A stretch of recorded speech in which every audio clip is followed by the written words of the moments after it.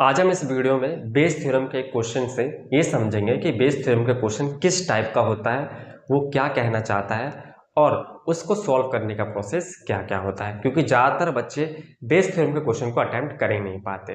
तो चलिए स्टार्ट करते हैं। सबसे पहले हम क्वेश्चन समझ लेते हैं, क्वेश्चन क्या कहता है बेस थ्योरम का। फॉर एग्जाम्पल के लिए ये क्वेश्चन आपको एनसीईआरटी में नहीं मिलेगा, ये आपके समझाने के लिए। मान लीजिए यहाँ पर दो बैग दिए हुए, एक बैग 1 है और एक बैग 2 है। ठीक है, ये बैग 1 है और ये बैग 2 है। बैग 1 में कुछ बॉल है और बैग 2 में भी कुछ बॉल है। मान लीजिए बैग 1 में रेड है 5 बॉल और ब्लैक है 6 बॉल। मान लीजिए बैग 2 में रेड है 6 और ब्लैक है 7। अब क्वेश्चन धीरे धीरे ट्विस्ट देगा। सबसे पहले क्या कहेगा, क्वेश्चन कहेगा कि हमने इनमें से कोई एक बैग चॉइस करा है, यानी कि अब क्वेश्चन ये कहेगा कि हमने एक बॉल निकाली है, तो बॉल जब हम निकालेंगे तो वो ये बताएगा कि हमें किस बैग से निकाले।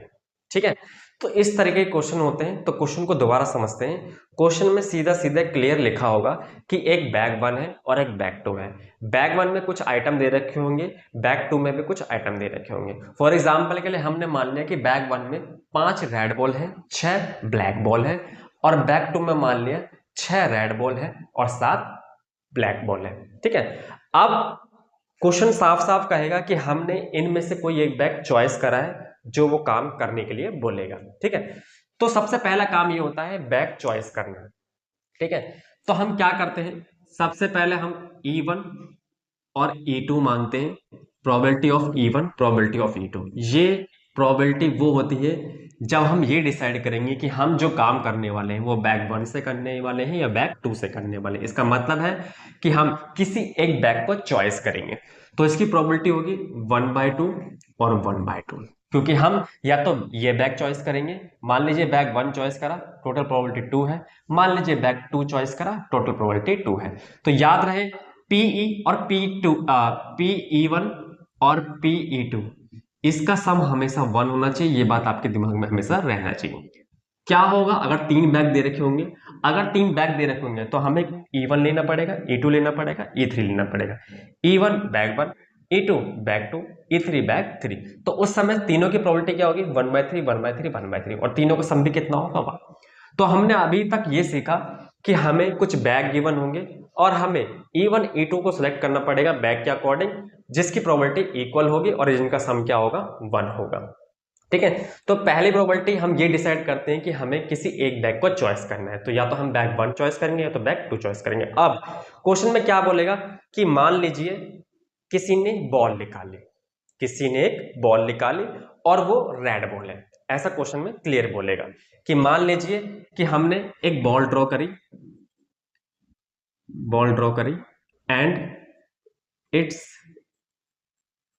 Found to be red.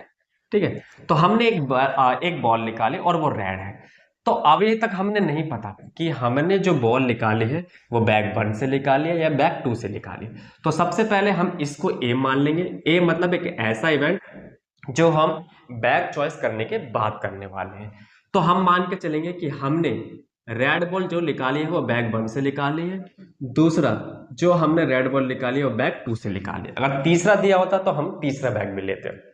ठीक है, तो ए वो होगा जो आफ्टर चॉइस जो हमें ड्रॉ करने के लिए बोलेगा। अब हमें यहां पर बोला है कि हमने जो बॉल ड्रॉ करी है वो रेड है, तो हमारा पूरा फोकस केवल और केवल रेड पे होगा। अगर यहाँ पर ब्लैक लिखा होगा तो हमारा पूरा फोकस केवल और केवल ब्लैक पर होगा। ठीक है, तो हम इसका लिखने का मतलब ये है कि हमने जो रेड बॉल निकाली है वो पहले बैग से निकाली है, तो इसकी प्रोबेबिलिटी होगी 5/11, और इसका मतलब होगा जो हमने रेड बॉल निकाली है वो सेकंड बैग से निकाली है, जिसकी प्रोबेबिलिटी होगी 6/13। ठीक है, अब क्वेश्चन लास्ट में ये बताएगा कि मान लीजिए कि हमने जो रेड बॉल निकाली है वो सेकंड बैग से निकाली है, उसकी प्रोबेबिलिटी निकालो। ये क्वेश्चन के बेस थ्योरम के लास्ट में हमेशा लिखा होगा। मान लीजिए हमने जो रेड बॉल निकाली है वो बैग 1 से निकाली, तो इसकी प्रोबेबिलिटी लेता हूं। तो इस तरीके से क्वेश्चन को बोला जाएगा। ठीक है, अब हम मान के चलते हैं कि हमने जो रेड बॉल निकाली है वो सेकंड बैग से निकाली है, उसकी प्रोबेबिलिटी बताओ।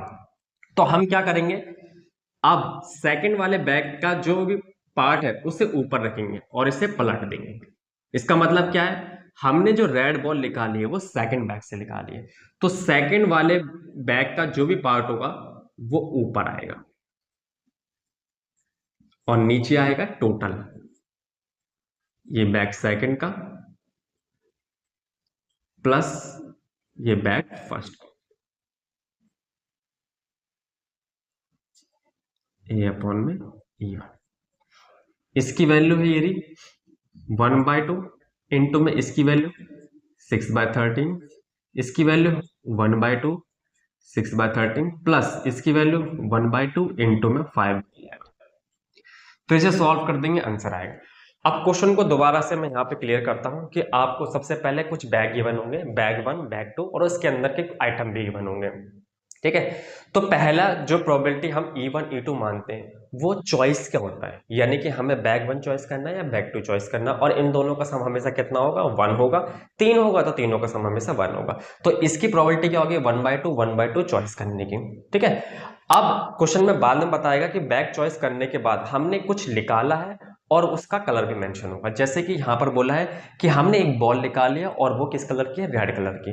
अभी तक ये नहीं बताया कि हमने जो रेड कलर की बॉल निकाली है वो किस बैग से निकाली है। तो हम क्या मान के चलेंगे कि हमने जो रेड बॉल निकाली है वो बैग 1 से निकाली है, बैग सेकंड से निकाली, दोनों से।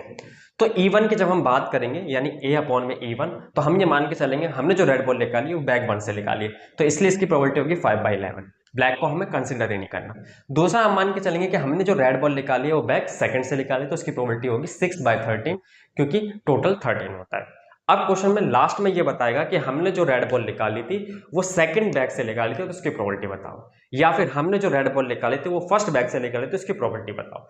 तो उस केस में क्या करेंगे कि हमें इसको इस तरीके से लिखना है कि हमने जो रेड बॉल निकाली है वो बैग सेकंड से निकाली है, तो बैग सेकंड के जितने भी पार्ट होंगे वो सारे ऊपर होंगे मल्टीप्लाई में, बैग सेकंड का पार्ट बैग सेकंड का पार्ट ऊपर, और नीचे बैग फर्स्ट और बैग सेकंड के दोनों के पार्ट प्लस में नीचे लिख दिए जाएंगे।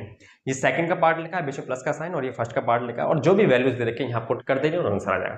तो बेस थ्योरम के क्वेश्चन इस तरीके से क्वेश्चन में पूछे जाते हैं और ये इसका करने का तरीका होता है।